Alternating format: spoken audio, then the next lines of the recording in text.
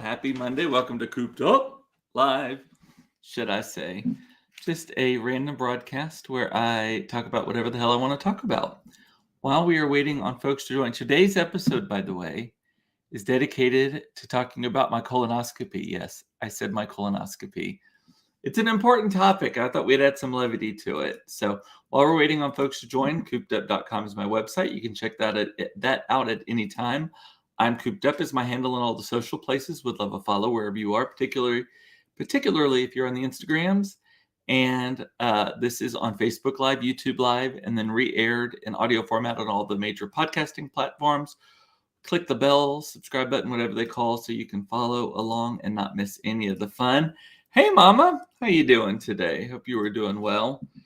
So, if you have followed me even remotely over the last week or so, you know that I had my first colonoscopy yesterday. And you're probably like, Cooper, colonoscopies, that's not normally like your style of observational humor.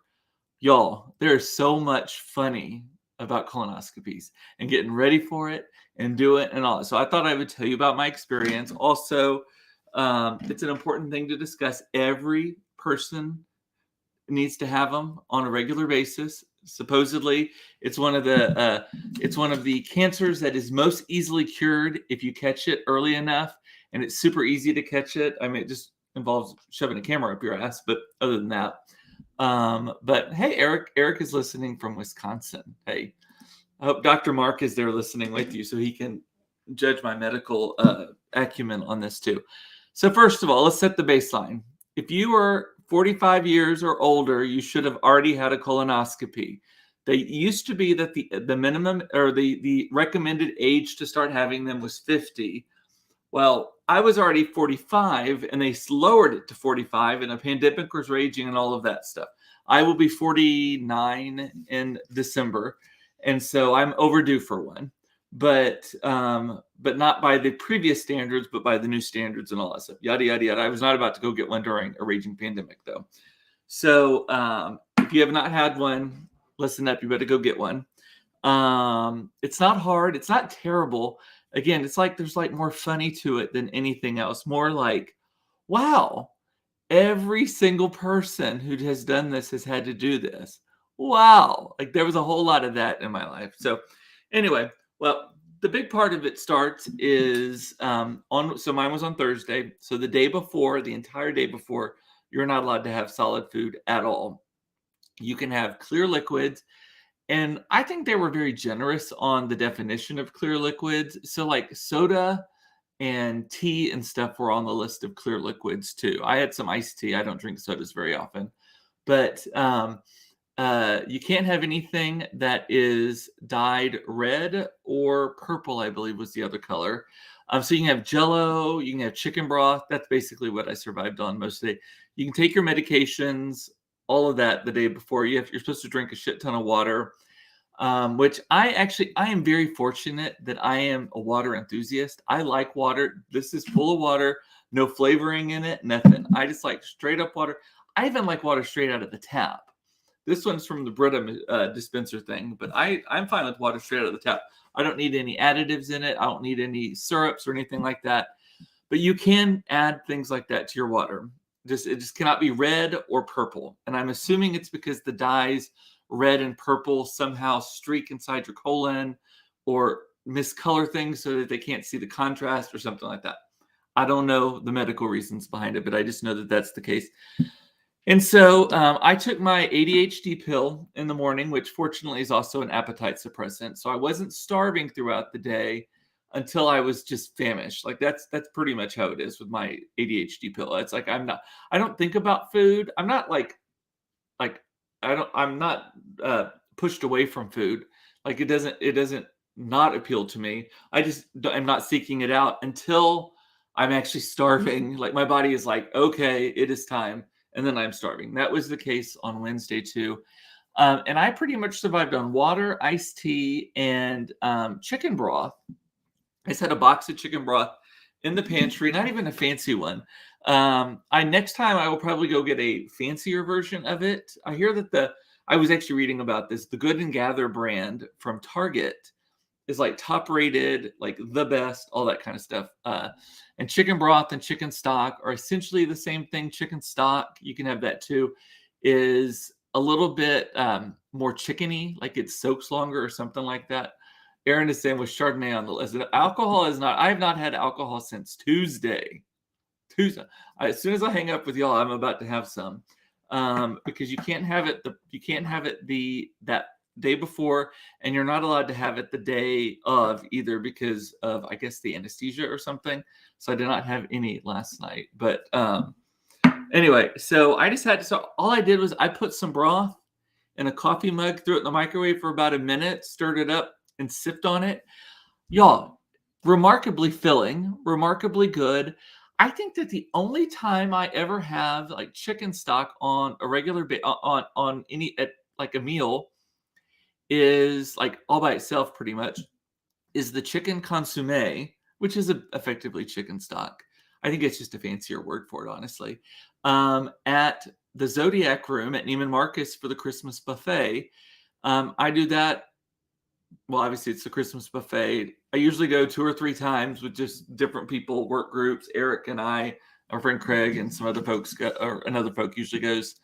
But they serve it with like a popover and strawberry butter and all that stuff. You don't just have it all by itself. Remarkably filling. Like I may add that to my like meal repertoire for when I'm trying to be better, lose some weight, whatever. By the way, I have so many notes. I wrote them on actual pieces of paper instead of my note cards so I could keep up. Anyway, so you just did the broth. And so I had half a box of the broth, which is like 4 cups total at lunchtime, and then half of a box, the rest of it at dinner time. And that was the only thing I had that had any sort of real flavor. Some people, they say you can have like gummy bears and stuff like that. I didn't do that. Popsicles. I literally just had water and chicken broth. So maybe that's why I was so good and cleaned out. Eric is saying, Chardonnay's on the list. I'm not going to get one then. Yes. That's not a reason. Like I said, though, I wasn't hungry until I really was. And then I was supposed to start. So I've now learned, I did not know this. There are like 16 different ways that you can prep for a colonoscopy. Like like Monica was telling me that they just told her to go get some like not Mucinex. How about Mucinex is for your nose. Metamucil and Gatorade or something like that to clear you out. And I don't know if she's watching. Some people have this thing called Go Lightly, which is like the worst name ever for a thing. Some people are talking about everything tasting terrible. I must have gotten like the best one because mine was called Suprep, and it was 2 little bottles that you had to mix. The hardest part was just the volume of water you had to drink. 2 little bottles. Mine just tasted like salty berry flavored Gatorade. Like I had no problem with it at all. Like I wasn't even like grossed out by it. Like I thought it tasted fine. It tasted sort of like just, you know what it tasted like? It tasted like extra strength Pedialyte sort of like just and it's some solution. So you pour the bottle into the cup, you mix it with more water. So that's 16 ounces. You drink that immediately. So Dulcolax and Miralax is what Monica was saying she had to take. Other people had to do some other stuff. And so mine was just like it came with a cup and 2 bottles. You pour one of the bottles in. I was told to make it as cold as possible. So I put it in the back of the refrigerator that morning. I think that did help. And I did use cold water from our Brita thing. But so you pour it in, fill it to the 16-ounce line, drink that. And then you have to drink 2 more of those 16-ounce cups of water within the next hour is what you have to do. So I put as much of them in here as I could, and then I just drank the balance of it. And so I just sipped on this, which I had no problem with that. But it was a lot of water. And then at the advice of my sister, who I think you've had 3 colonoscopies at this point, just for different things, I put on my pajamas pants so that I had a quick release, no belts to deal with, no buckles, no zippers, no buttons, just pull it and go, right? Eric said he did Go Lightly for my last cola.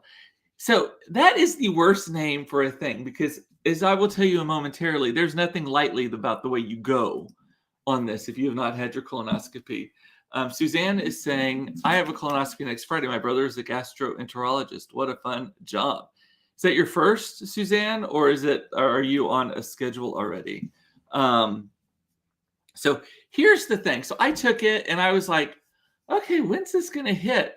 So we're about 30 minutes after oh, by the way, I was supposed to take it at 4:00. And based on the schedule that the doctor had given me, I was supposed to take it at 4:00, but I couldn't because I had a meeting at Mason's school at 5:30 for sports, for soccer, that I obviously couldn't change. And it was a meeting that I really, really couldn't miss because I've never done it before and don't know shit from Shinola. And so I ended up getting home at about 6:30. And so I started it then. I was like, you know what? I'll just stay up later at some point. I think 4:00 was not a precise estimate anyway. Also went to Sloan Kettering's website to check what their prep thing is. And theirs was like, you can start it whenever, as long as you finish it this amount of time before the thing. So I was like, okay.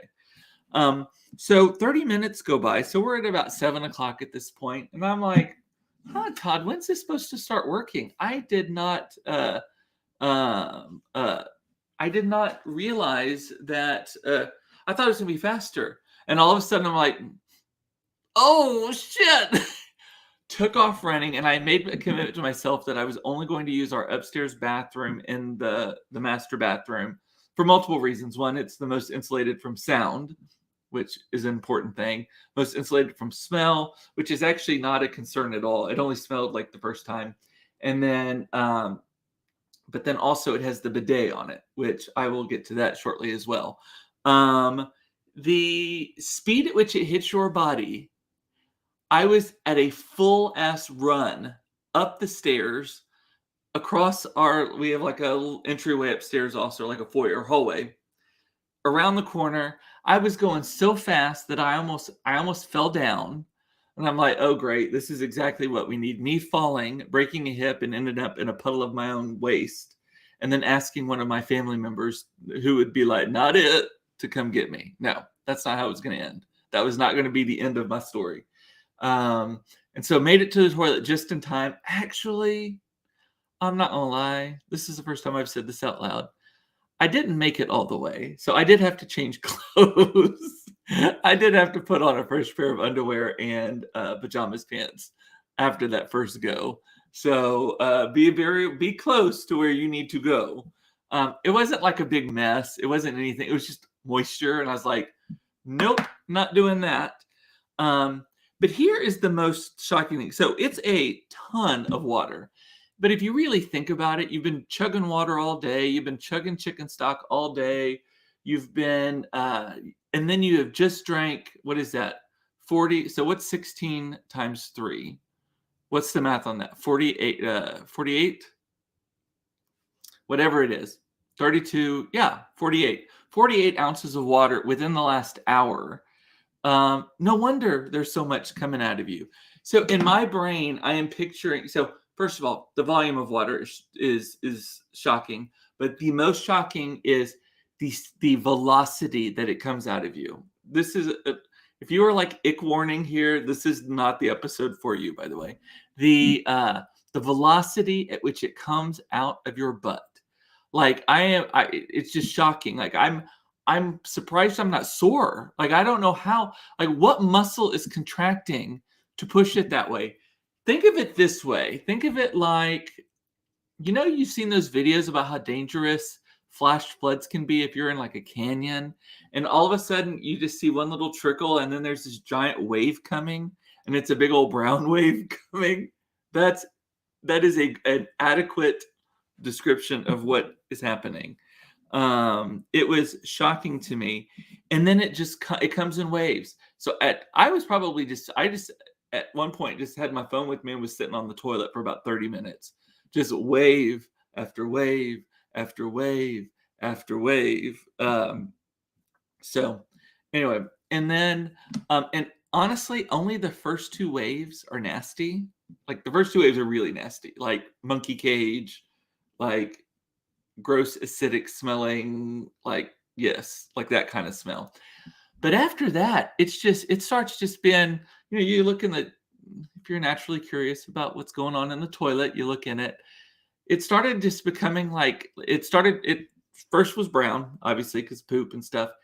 And then it was like dark orangish yellow, like if you just had too much to drink and all that kind of stuff, like a hangover pee, basically. And you're a little dehydrated like that. And then it just becomes like not quite clear, but just sort of. My mom is asking, did you have any stomach cramps with it? No. It is like your body has, like, it's just a witness to what's happening also. There was no gurgling. There was no, at least in me, there was no gurgling. There was no cramping. There was no nothing. It was just a feeling of, it is about to happen. Sit down and it happens, right? So that's also, so I didn't think of that, Mom, until just now, but that is a surprising part of it too. No cramps at all. It just is exiting the building. It is going. Suzanne is saying it's her first. I am years late. I am in big trouble with her gastroenterologist brother. Oh yeah. Well, now you have it scheduled. Everything will be fine. But anyway, and so that's just round one of this, right? You have to do it twice. So do that. So here's the other. So I finished that. I am in the middle of like the big tidal wave, the big Poseidon Adventure Rogue Wave part of this thing. And all of a sudden our doorbell rings and the kids go running and then I hear a ruckus downstairs and all that stuff. I don't know where my husband is at this point. He's in the house somewhere. And I start getting FaceTime calls from the kids. And I'm like, y'all know where I fucking am.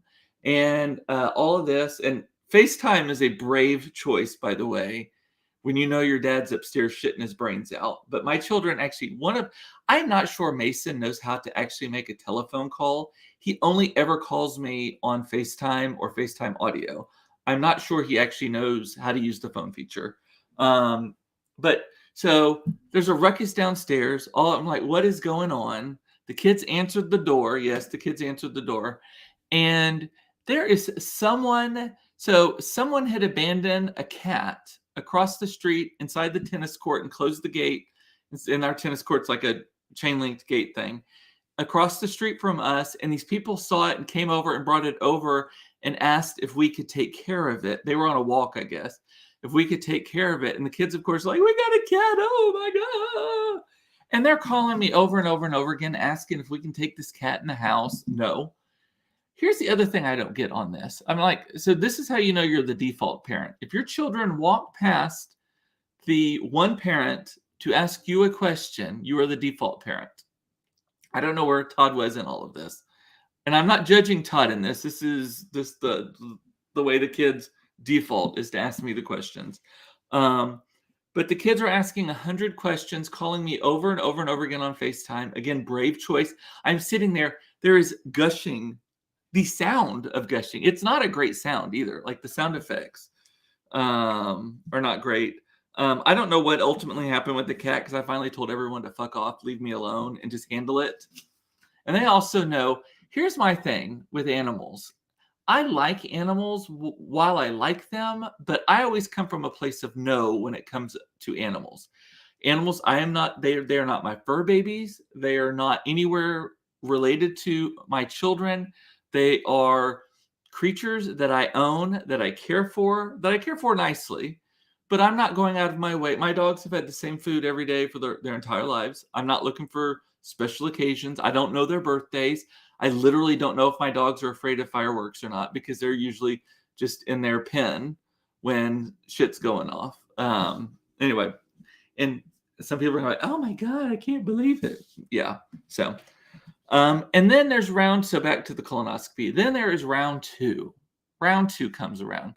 And you have to do this all over again. And they said to do it 5 hours later, but on the Sloan Kettering thing, it said you can do it as soon as 3 hours later. And I'm like, I'm gonna go with that. And the Sloan Kettering one was specific to the SUPREP, which I was doing. And so I started again because at this point it is 9:30, 10 o'clock at night. And I've already been through like 2 hours of this. It does slow down and eventually stops. You just must run out of, I don't know how more's coming out of you. So I did it again. did all the water again. And that time it was like really a non-issue. Like I was still had at this point, I mean, it's old hat. Like, you know what's going on. Still sat there, still evacuating all of your organs, all that kind of stuff. But it's just clear at this point. There's no smell. There's not really a surprise because you know what you're waiting for at this point. You know what the feeling is, all that kind of stuff. But I will say what saved my day is having a bidet. And if you do not have a bidet, I already pulled up a link to it so that I can give it to you. This is the one that I have. It is the lowest frills one. It costs less than $40. It's $42. And so I'm throwing it in the comments right now. $42.79 with a 20% coupon attached to it. So that knocks down like $9. So it's like $33 from Amazon. It's cold water, all of that, but it doesn't require any electricity or anything. It's super easy to install. We did it ourselves. I think that saved my day because when Todd had his colonoscopy, it was before we had the bidet. And then Monica has told me also that your butthole is so raw, like wanting to put Novocaine on it raw, like needing to put Vaseline on it, that kind of thing. I didn't really have that. Mine was, and it's from the stomach acid is why it's so raw, and the wiping, but the stomach acid.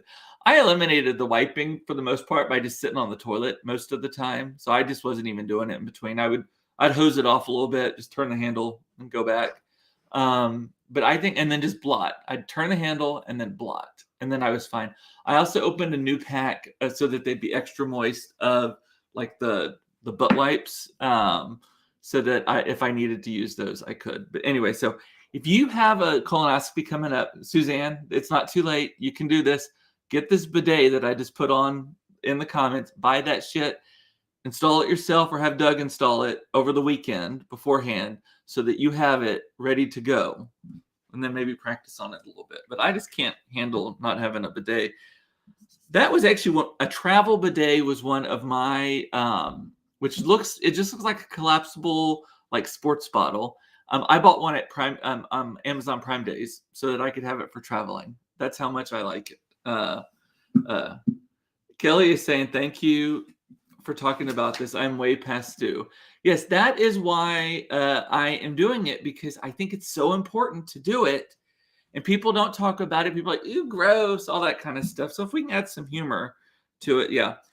So after the second time, actually kind of after and during, the only thing that was different was I got so fucking cold. I was cold because the drink was cold. I was evacuating all the stuff out of my body. I was running back and forth, all that kind of stuff. I had to put a blanket in the bathroom to put around me, like around my shoulders. Well, first I went and put a sweatshirt on, and then I had to put a sweater over the sweatshirt, and then I had to put a blanket on me. It was that kind of cold where it's like coming from inside you, and you just cannot get warm no matter what. And I'd been warned about that happens to a lot of people too. And it did 100% happen to me. And I was freezing through the whole night. I did not have any sleep problems. I probably stayed up. So I did the second round, let's say at 9:30, 10 o'clock, something like that. I stayed up until about midnight. And then by then, all the activity was gone, over, done with. And I think maybe I got up once in the night because I thought I had a feeling that I needed to go. But there was nothing else. You do turn into a Betsy Wetsy at that point. So anything else you put in does come out pretty quickly. But you do need to keep drinking water. Otherwise, you will dehydrate yourself. And then the next morning I woke up and I weighed myself because I was told you would lose some weight. I lost 3 pounds. From Tuesday morning until Wednesday morning, I lost 3 pounds. Finally put me back into my goal zone, which I was happy about. I plan to fuck that up already to this weekend. But anyway, so that was the night before. Then the next morning, wake up. My appointment was at 10 o'clock with the night. You have to show up at an hour before 9 o'clock with the 10 o'clock procedure time. And you're not allowed to have anything to drink at all, like no water at all or anything. I think 3 hours beforehand, 3 or 4 hours, they give you very detailed directions beforehand. The only exception is if you take blood pressure medicine, heart medicine, or there was one other kind of medicine. I only took one. I took only my blood pressure, but you're supposed to take it with just a couple of sips of water, the littlest amount of water as you can to get it down, which I did. Took my blood pressure pill, and I'm getting ready. Todd took the kids to school because I was like, I don't know if I'm gonna be able to handle that, so we had to take them to and from because it was still. My body was still thinking it was trying to get rid of stuff. There was nothing else coming out at that point. Eric is saying, when I was so sick with intestinal flu a few weeks ago, I slept on the floor of the guest bathroom because it was easier than trudging back and forth to the couch throughout the night. I could see that, yes. Sandy is saying, I had no idea. Glad you were so candid. That's what I'm doing, just trying to demystify all of this. So I'm getting ready. I just taken a shower, done all this stuff. And I get a call and I see, and it says that it's the Digestive Health Center that I was going to. And I pick up the phone, and the first thing the lady says is, I am so sorry to call this close to your appointment. And my heart drops. I am like, holy fuck. What? You know how you have like 10 minutes of thoughts in like a 2-second period? Because she hadn't even finished her sentence yet. She literally said, I'm so sorry to call this close to your appointment. But... And I am like, my mind is racing about all, like, how am I not going to read this woman down? What am I going to do? How am I going to force my way into there? And she's like, but we need to, the doctor's running a little bit late. We need to delay your appointment by 30 minutes. And I was like, okay, that's fine. Totally fine. So show up at 9:30 instead of 9 o'clock. Totally fine. But I was like, I was about to Julia Sugarbaker her ass. I was about to read her to filth. In this case, truly, and then drive my ass up to that digestive health, because my butt was burning at this point, and I was not about. So it wasn't bad, but it's not something I wanted to do twice in a row. Let's just put it that way. So I was like, nuh-uh, but very happy. She could have handled that better. She could have been like, hey, you have an appointment coming up soon. Just wanted to let you know the doctor's running a little bit late. Instead of, I am so sorry to call this. Like, that was like doom and gloom was about to happen. Instead, just, hey, we can't wait to see you in a little bit. We're running a little bit late, so don't want you sitting here longer than necessary. So just come in at 9:30 instead. Fucking with me the other way, I tell you. So then you get there. The event itself is not a big deal. Like, you get there, you check in, sitting there, they call you back. They take all your vitals. My blood pressure was running a little bit high, so they turned off the lights and I did my breathing exercises to get my blood pressure down back into a regular range. I was just really nervous. My heart was racing, all of that. Even though everyone said don't be, that's part of why I'm telling you now. There's actually nothing to be nervous about. And they have you change clothes. You get completely naked. You keep your socks on, completely naked, and you put a robe on, lay on the table, get under a blanket, and then they wheel you into... if it's like the one that I did, at least, they wheel you into the procedure room. You go in there, and I'm talking to the doctor. This doctor, he looks like he is I think he said he's 72. He's a tall, thin black man named Dr. What's his name? Taylor, I think, something like that. And he looked like Sidney Poitier. And was very kind, just like very matter of fact, explained it to me what was going to happen, all that stuff. Met the anesthesiologist, all that stuff. And they're just talking. They're just putting stuff in your arm while you're talking. And they're like, turn over on your left side. You just turn over. You lay on your side. You're still under the blanket at this point. And they're like, okay, we're going to start the anesthesia. They turn it on, and they're like, okay, so... when was the last time and then you just pass out? Like, literally, it's not fading. It wasn't even counting down. It was like just out like that. Right. And so then, I wake up, I'm back in the recovery area, like the same room that I was in before, where my clothes were and all of that kind of stuff. And I'm like a little groggy, and I'm like, what's going on? Blah, blah, blah. And they're like, okay, you need to get dressed. Don't get out of the bed. They close the curtain, hand me my clothes, and I have to get dressed into bed. So recommendation also, wear things that you can easily put on and take off. Like if you're laying in a bed, think about like if you were changing in the back seat of your car. So I had like my Lululemon yoga pants on, underwear, and a baggy t-shirt. That's what I was wearing. But woke up. People talk about the things that are said, like that people say. My friend Tanya called me the other day to tell me that her husband Mark he had his, and the things he was saying was crazy. Another friend told me that her husband got belligerent and was cussing out everybody and telling them all the things that they did wrong. So I guess everyone responds differently. But mostly, I have another friend who says that their husband was, or her husband was, all like smoochy, like, I love you so much. Thank you for being here for me, all that kind of stuff. So here's what I remember saying. Todd is not with me at this point. I remember telling the nurse that I thought the doctor was so handsome. It's not true. It's not untrue. I thought he was very handsome. But it's not something you say, especially not, luckily I didn't say it to him, but it's not something that you say immediately after the man has just been roto-rooting your asshole. But so there was that. I started telling them about Dysport. So the stuff that I have injected into my forehead, it's like Botox, but a different brand of it, and about how it's better than Botox because I can still sort of move. Like, you still have a little bit of muscle movement, but mostly not. Because Botox, you just die. Like, you literally are just frozen. Whereas here, so you have that. So for some reason, I started telling them all about Dysport. I told them that they need to tell Todd that I am not allowed to do anything at all for the rest of the day. I'm not allowed to do anything with the kids. I'm not allowed to cook. I'm not even allowed to make the decision about what we are going to order for dinner that night. Like, nothing. And I was still really loopy. When Todd had his, we went to lunch afterwards, and I've heard other people talk about going to eat something afterwards and all that stuff.